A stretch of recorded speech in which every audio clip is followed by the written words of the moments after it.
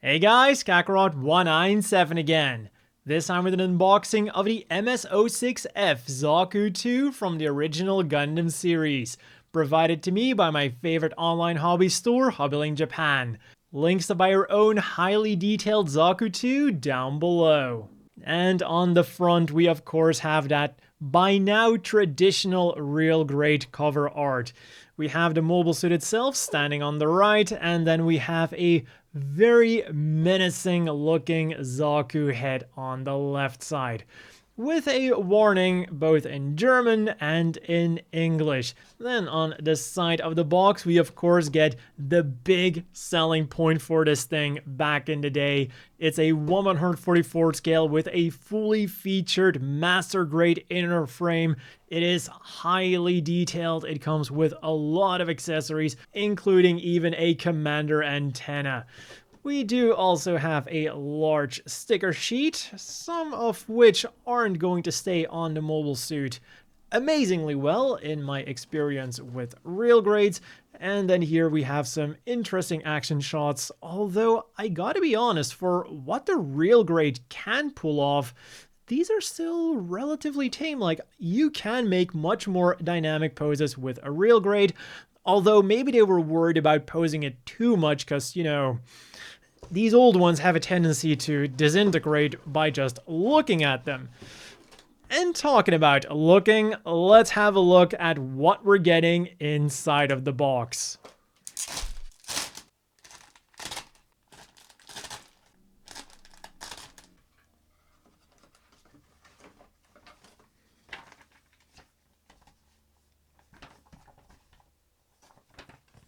Starting off with the A runner, and not only do I see a lot of detailing on these parts and two-toned green, but I also see some parts that might have to be glued in the future. And I also find it quite funny how there's empty spaces on the runner, but considering that this is of course a remold of the Commander Zaku, well, Char's Commander Zaku, I'm fairly certain without looking it up what this part is for and what one of these holes is for.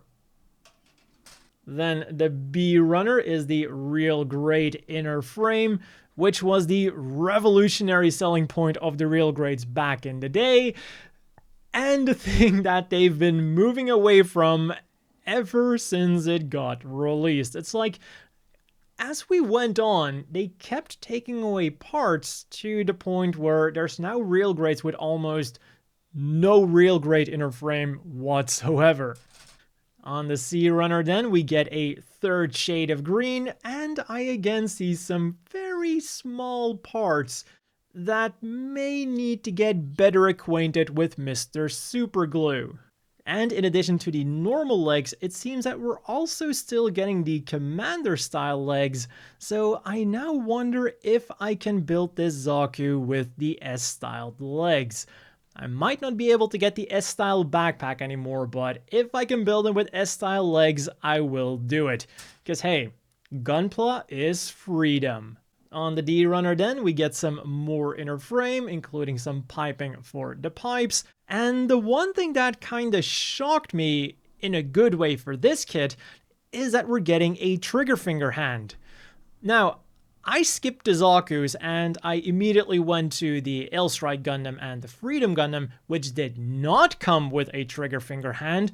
So I'm now wondering, why did they take this away? What, were people complaining about these trigger finger hands back in the day? Like, it's a real grade, they shouldn't come with high grade style hands, which they most definitely should have come with.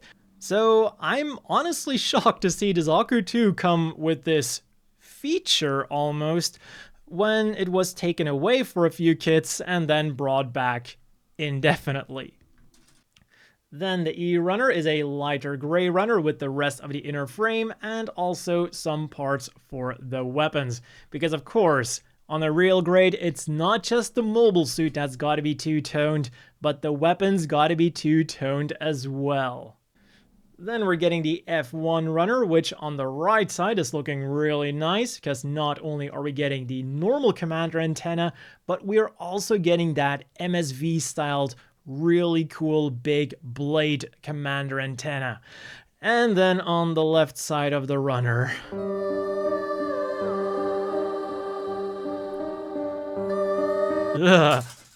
then we've got the G1 and the G2 runner with some more armor parts that are very nicely detailed. The last runner we're getting then is the quite dark H runner, which has some parts for the weapons and also some parts for the armor. And one thing I really like about the magazine here is that just as with the Master Grades, it's also got the detailing of the bullets molded in there. What's unfortunate though is that we don't get a spare magazine, even though you can store them on the skirt armor. Then finally, we also get this yellow bag with 2 springs, of course, for the pipes, and then this very big sticker sheet. And now let's have a look at the manual of this real grade. And it's not just the inner frame that's Master Grade-esque, but the amount of information we're getting about our mobile suit is also very Master Grade-y.